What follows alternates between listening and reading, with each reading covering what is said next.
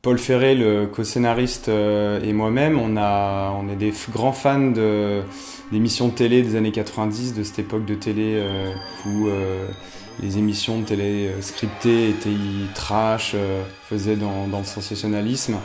Et on s'est dit, c'est un bon terreau pour reprendre la structure et en faire quelque chose de beaucoup plus absurde en poussant les potards au maximum.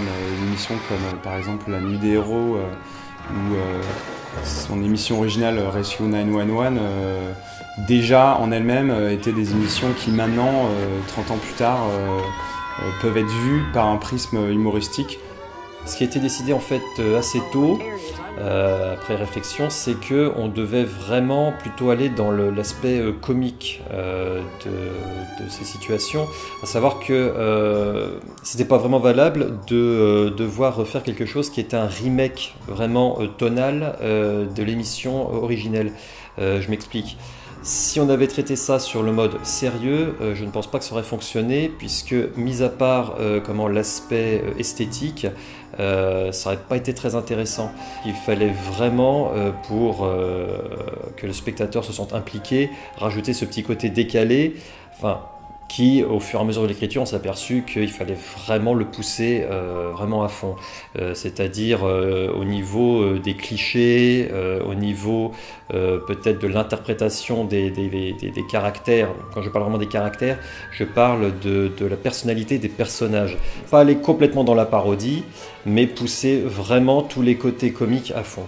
C'était vraiment ça dont on s'est aperçu dès le départ, qu'on ne pouvait pas livrer un copier-coller de ce qui se faisait dans les années 90, puisque ça n'aurait certainement pas fonctionné, et l'intérêt se serait très rapidement essoufflé au bout du premier épisode.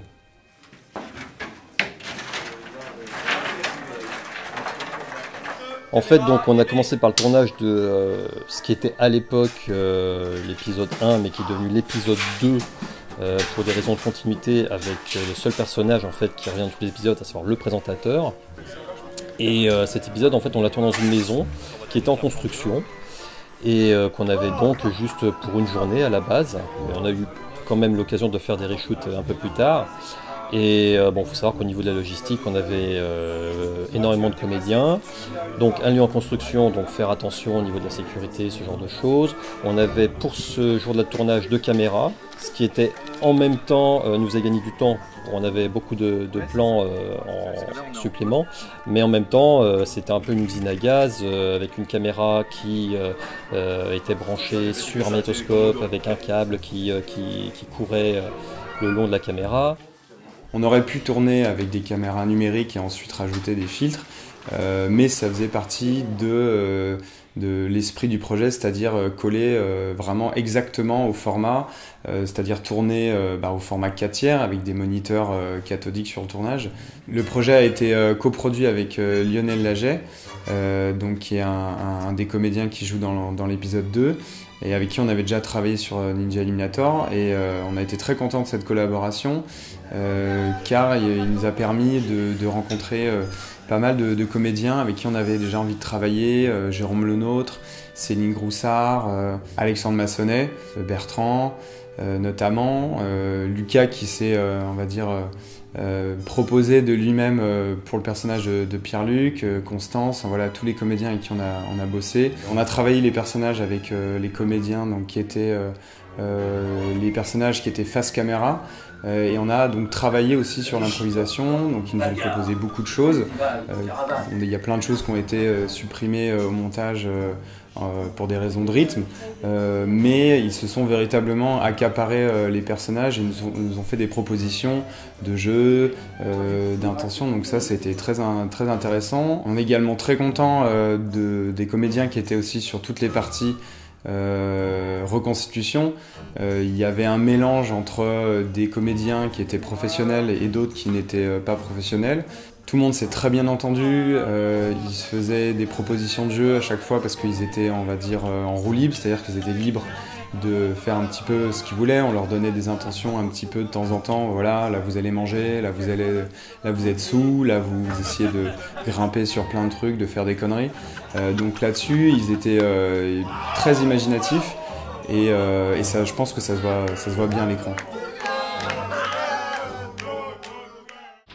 Sur nos précédents projets, on avait déjà travaillé avec pas mal de cascadeurs et là on avait aussi envie d'ajouter, on va dire, une petite production de value, notamment par l'utilisation d'une cascade, d'une torche humaine.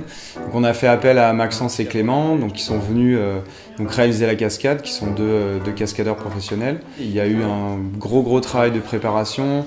Il fallait enduire tous les costumes qu'on avait achetés au préalable d'inifugents. Ensuite, Maxence a appliqué un comburant, donc une espèce de mélange de latex et d'essence. Il nous a expliqué voilà, toute la marche à suivre pour respecter toutes les règles de sécurité. Et donc on a dû faire, on va dire, 3 prises à 2 caméras, 2 axes différents, pour justement donner l'impression que la personne était en flamme sur toute la durée de l'épisode. La plupart des membres de l'équipe avaient jamais tourné ce type de cascade, donc il y avait on va dire une petite tension sur le tournage quand on a réalisé la cascade, mais tout s'est très bien passé. On est très content du résultat visuellement. En mode stunt ou en mode rien à foutre? Bon, en même temps, j'en ai fait 150, donc... On s'est vraiment amusé à, on va dire, chercher les différents costumes et accessoires que pouvaient porter nos personnages. Ça a été un gros boulot qu'on a accompli avec Maryse Freund, qui m'a aidé sur la recherche des couleurs, des matières, des différents costumes à proposer aux personnages. Donc on a fait pas mal de friperies, des brocantes, on a acheté des choses sur le Bon Coin, fait pas mal de récup même dans la rue, trouvé des petits accessoires, des costumes par-ci par-là. Donc ça a été le vrai défi du projet, mais on est très content du rendu. Il a fallu aussi recréer, on va dire, des intérieurs d'appartements, notamment tout ce qui est intérieur des personnes qui sont interviewées face caméra, poser du papier peint d'époque, trouver des accessoires, faire des coupes de cheveux qui collaient aux années 90. Il a fallu aussi reconstituer, on va dire, une scène de free party, période 94-95, donc trouver des survêtements, des accessoires, monter un faux mur de son, avoir des figurants, donc tout ça a été énormément de travail, mais voilà, on a eu plein d'amis qui sont venus faire de la figuration, qui se sont vraiment donnés pour danser des heures entières, sans aucune musique, même des figurants qui étaient également techniciens, qui ont accepté de passer devant la caméra, donc tout le monde vraiment s'est donné à fond, et on est vraiment content justement de cette plus-value qu'on a pu apporter au projet. Le générique de l'émission en 3D a été réalisé par Alexandre Louvenaz, avec qui j'avais envie de travailler depuis pas mal de temps, parce que j'aimais beaucoup ce qu'il faisait, toutes ces créations en 3D non texturées, vraiment absurdes. Ça a été l'occasion de travailler ensemble, et donc on est parti sur un générique type un peu faut pas rêver, des sacrées soirées, des espèces de génériques qui utilisaient de la 3D qui à l'époque était encore balbutiante en termes de texture et même d'animation. Lui, s'il en avait fait sa spécialité. Donc on est parti sur déjà des idées qu'est-ce qui pouvait se passer, est-ce qu'on racontait quelque chose dans le générique, ou est-ce qu'on faisait une espèce de succession de vignettes un peu absurdes. Il a confectionné un espèce de storyboard animé, et on a trouvé que ça marchait plutôt bien. Ensuite on a changé quelques plans parce qu'on se disait qu'en termes de compréhension ça allait être compliqué, donc on a remplacé certains plans qu'il avait proposés par d'autres plans. Thomas Capot, qui est le compositeur de la musique du générique, a brodé un thème très rapidement, et ensuite Alexandre a pu caler le montage en fonction du rythme de cette musique. Et moi je suis vraiment ravi du travail qu'ils ont accompli, parce que voilà, ça donne une vraie identité au générique, et c'est vrai que ça introduit très bien l'épisode et ça donne vraiment envie de voir la suite. En ce qui concerne la composition des musiques originales qu'on a utilisées sur le film, cette fois-ci il y a eu 2 compositeurs, donc Thomas Barandon, qui était le compositeur de mes films précédents, qui avait travaillé sur Ninja, sur Le Réserviste et Fit to Kill. Et on a accueilli aussi Thomas Capot qui avait réalisé le montage son de Ninja Eliminator. Et donc on est très contents parce qu'ils ont pu chacun apporter leur style. Alors c'est pas vraiment leur style parce que justement on avait besoin un peu de la musique au kilomètre, mais ils nous ont fait des vraies propositions sur les 2 épisodes. Et donc j'ai pu pendant 3-4 jours bosser avec Thomas Capot sur le montage son des épisodes et de la composition musicale. Donc ça c'était très intéressant justement de pouvoir travailler avec quelqu'un qui est à la fois monteur son et compositeur, justement sur un style qui était pas évident à cerner parce qu'il fallait faire de la musique sur des séquences très courtes, des fois soulignées avec des petites pastilles musicales, des titres, des actions, des gags, des choses comme ça. Donc ça a été un vrai plaisir de travailler avec lui.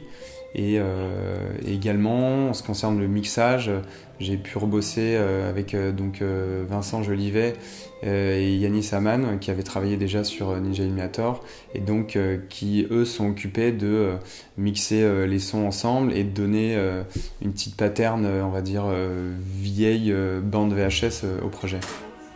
En ce qui concerne les maquillages, on a plusieurs types de maquillages qui ont été utilisés sur les 2 épisodes. Sur le 2e épisode, on a un maquillage de brûlé, c'est-à-dire plusieurs masques qu'on a dû réaliser justement pour mettre sur le visage du comédien pour que lorsqu'il joue, on ait l'impression qu'il ait le visage brûlé.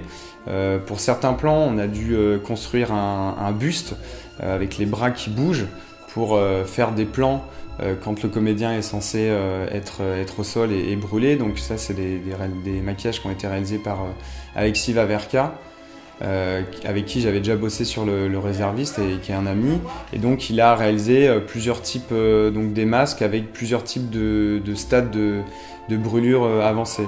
Et ce type d'effet, qui étaient donc des effets en dur, collait très bien avec les effets spéciaux qui étaient réalisés dans les années 90 pour ce type de budget. Donc pas d'imagerie numérique, parce que le budget tel que nous on avait imaginé l'émission était déjà à l'époque très limité. Pour l'épisode 1, on a dû aussi mettre en place un maquillage plutôt complexe, qui était le maquillage de Lucas Masson, qui jouait le personnage de Pierre-Luc, qui reçoit plein de petites aiguilles de seringue sur le visage. C'est Alexandra Moulet qui s'est occupée de réaliser ces prothèses à partir de véritables aiguilles qu'elle a coupées et qu'elle a justement fixées sur des petites prothèses qu'on a appliquées un petit peu partout sur son visage. Donc c'était pas évident parce que Lucas a dû, on va dire, jouer la moitié de l'épisode avec toutes ces prothèses, donc au soleil, donc ça nécessitait pas mal de retouches pour vérifier que selon les jours, toutes les prothèses étaient raccord. On a aussi utilisé un faux bras sur lequel on a planté de véritables aiguilles pour justement filmer des plans de seringues qui se plantent en gros plan. En ce qui concerne le maquillage de Rurik sur l'épisode 2, on a travaillé avec une équipe belge, l'équipe de Squid Lab FX, qui est un studio de maquillage qui est situé à Bruxelles. Et donc on les a donc contactés justement parce qu'on cherchait des maquilleurs capables de réaliser un maquillage d'une personne ayant subi, on va dire, des greffes de peau après une brûlure de grande ampleur. Et donc ils ont répondu tout de suite très positivement. Et donc on est parti sur voilà, le design, comment réaliser le design d'un personnage qui ait pu subir des greffes de peau de personnes différentes après ce type d'accident. Donc on a consulté un petit peu pas mal de photos de personnes qui avaient subi des brûlures sur le visage, des gens qui avaient eu des greffes. Et donc on est parti voilà, sur un mix entre quelque chose de très graphique en termes de rendu, donc quelque chose voilà, qui était de l'ordre de la création d'un vrai personnage en termes d'FX, et aussi quelque chose qui se rapprochait d'une reproduction plutôt fidèle de ce qui pouvait se faire en termes d'opération médicale. Alors nous voici au Squid Lab à Bruxelles. Là, on est en train de faire la prise d'empreinte sur Rurik en silicone. Donc la tête complète plus les 2 avant-bras. Ça nous servira de base ensuite pour faire toute la sculpture des prothèses en plastiline. en plusieurs pièces. Donc on était 3 sur ce projet pendant environ 2 semaines, quoi, plus la journée de tournage. Là c'est des petites maquettes, on en a fait 3 différentes et Mathieu il a pu décider un petit peu ce qu'il voulait sur chaque. On a assemblé différentes parties puis on a décidé du design définitif ensemble. Là c'est la sculpture de la prothèse du visage complète avant le découpage. Donc menton, le visage et une grosse cagoule et des petites paupières. Et là on avait 4 prothèses pour les mains.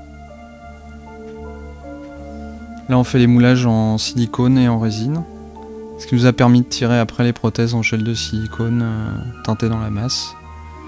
Petite semaine au masque, toujours agréable. Et Rurik sur le plateau avant de surmaquiller, il a dû se raser à blanc tout le visage, à part la petite barbichette. D'accord. Et après, nettoyage des prothèses, encollage et peinture. Alors la pause complète a pris environ 5h30. Et donc on a eu un modèle très patient. C'est pas évident parce qu'en fait, tant qu'on n'a pas fait les tests, voilà, on se retrouve avec... on essaie des choses, on corrige des choses et puis...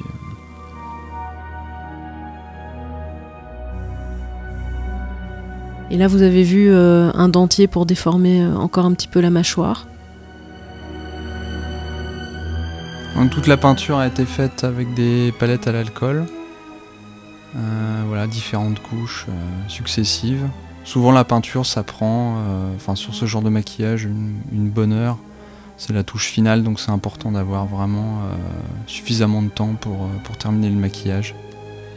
On avait aussi décidé avec Mathieu d'ajouter des tatouages pour donner l'impression de greffe de peau de personnes tatouées. L'avantage du silicone et du gel de silicone, c'est que c'est très très souple, ça imite fort bien la peau. Souvent la peinture ça prend, sur ce genre de maquillage, une bonne heure. C'est la touche finale, donc c'est important d'avoir vraiment suffisamment de temps pour terminer le maquillage. Et ensuite il y a des petites retouches sur le plateau, à la lumière. Là c'était tournage extérieur, donc c'était bien pour nous. On voulait pas le filmer comme une bête de foire, on voulait vraiment le filmer comme quelqu'un qu'on filmerait au quotidien avec sa famille. Donc c'était aussi important d'arriver à mettre en valeur le maquillage, mais sans, on va dire, tomber dans la mise en scène. Voilà, on a fait un super maquillage, donc on va le filmer sur des longues séquences sous toutes les coutures. Donc ça c'était intéressant et difficile à la fois à réaliser. C'est un projet qui a été tourné sur environ 1 an avec une pré-production très très courte. Mais voilà, grâce à tous les efforts et la participation de tous les gens qui étaient du côté de la caméra, devant la caméra, et tous les gens qui nous ont prêté des lieux, des maisons pour tourner, des véhicules, on est vraiment très contents parce que sans eux on n'aurait pas fait grand chose. Donc voilà, on a essayé de faire l'objet le plus drôle et le plus entre guillemets bizarre possible, et on espère que ça leur plaira.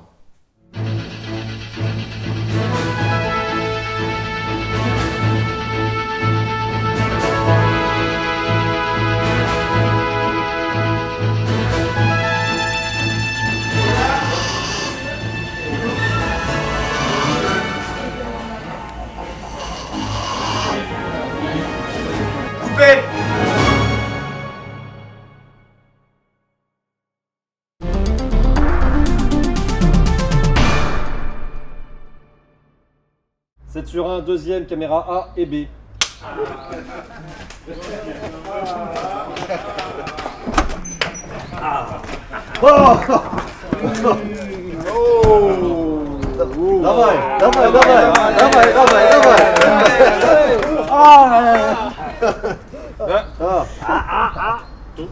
Ça a coupé.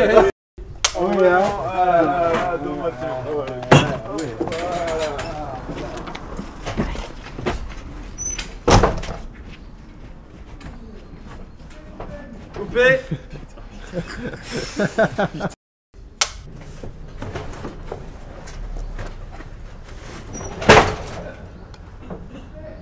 Exploser de rire. 20 sur 1, première.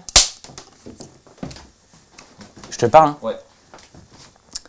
J'ai déjà envie de me marrer, dis donc. C'est très rare. Je le fais pas sur mes trucs, donc du coup, je le fais chez les autres. Ok, alors. Un petit comité comme ça. On est bien. C'est quand je veux? Ouais. Le seul téléphone qu'il y avait pour appeler les secours, il était dans la cave. Et la cave, les clés, c'est Jean-Pierre qui les avait, donc... ça déjà, c'était baisé. Pardon, excusez-moi. Ça tourne Je suis toujours. désolé. Ça tourne toujours, ça tourne toujours. Excusez-moi. Ouais. Ça tourne toujours. Si tu le sens pas, on coupe. Hein. Attends. On coupe, excuse-moi là. 20 sur 1, quatrième. Ah. C'est bon là, ça tourne? Ouais, ouais. J'arrive. Attends. C'est bon là? Tu m'as. Laisse-moi une minute là, une seconde. 2 secondes, 5 secondes. Faut que j'arrive à te regarder. C'est chaud. Attends. Ouais. Ça tourne toujours? Ouais, On est regarde quand? la casquette, regarde la casquette. Je regarde pas dans les yeux, tu vas regarder. Action. Je vais rappeler mon petit sourire. Oh là là là là. Ouais, bah ouais. J'arrive. Hein. Ah oh là là. Putain. Ouais, bah l'accident bête. Hein. On tourne toujours. Ou tu veux qu'on Vas-y, on fait un ouais, clap. ouais. Bah moi je suis quelqu'un de physique. Donc bah, je me suis dit, tu cours. Tu cours gros. Hein et voilà, j'ai couru. De toute façon, c'est pas quelqu'un d'autre qui allait le faire. Hein. Ils étaient tous là, hypnotisés, comme des mouches à merde autour d'un...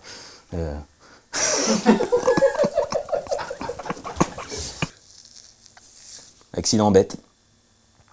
J'avais pas mon gilet. Hein. Faut toujours mettre son gilet jaune. On le dit, hein. C'est pas faute de nous prévenir. Voilà, la conductrice m'a pas vu. Bam, 3 tours de diapo. Carpette, hein, la clavicule. Est-ce que le gilet... Après, moi, je sais pas si vous connaissez, j'adore L'Arme Fatale avec Mel Gibson. Je suis fan. Et le mec, il se remet tout seul, sa clavicule là-dedans. Donc j'ai essayé de le faire moi-même. Oh là là là là. Avec l'émotion, le choc, je savais plus où j'étais, je me suis trompé d'épaule. Bam, les 2 clavicules.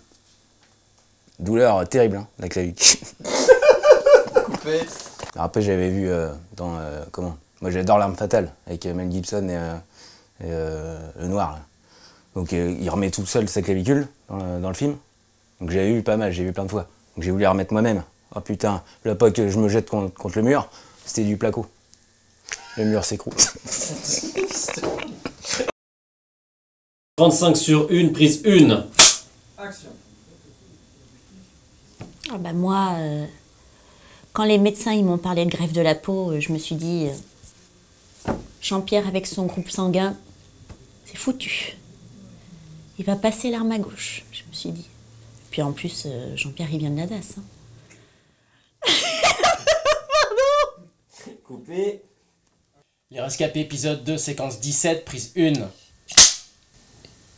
Les ressorts du matelas m'a entré là, dans la gorge. Pardon. Non mais c'est bien. Putain, pardon, ouais, putain, je suis con, je suis une merde. C'est pas grave. Vas-y, attends. Non, mais c'est- Faut que je me concentre, Attends, on la refait. Vous imaginez le nombre de vieux qui avaient dû se laisser aller là-dessus? Moi, personnellement, je préfère plus y penser. Je préfère tourner la page et me dire que demain sera plus beau. Sinon, je m'en sors pas.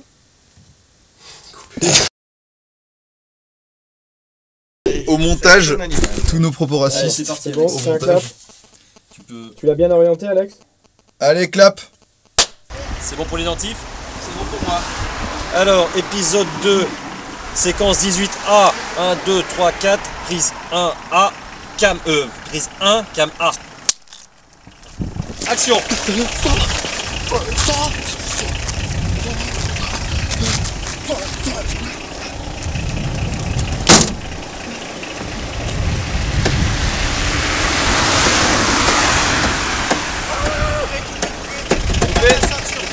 Séquence 19 sur 1, prise 1. Quand je pense à ce que PL s'est pris sur la gueule, je suis gêné.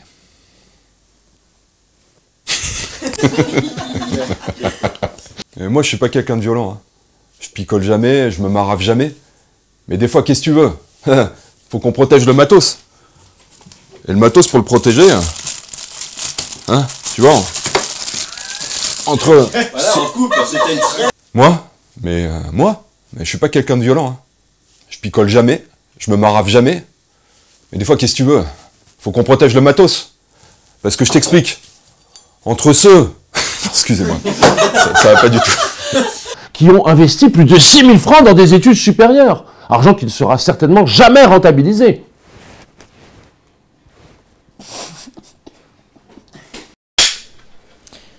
Donc tu veux que je raconte comment... Ce que tu veux. Non, non, mais même pas. Tu dis finalement, ça a pris du temps. Je sais pas. Dis ce que tu veux. Non, dis ce que tu veux. Tu dis ça a pris du temps, mais... Non, mais je sais pas. Non, mais moi je te propose. Pour conclure. Que Allez, un truc général. Non, mais voilà. Aidez-moi! Au secours! Par ici! Coupé! C'est un film! Ok.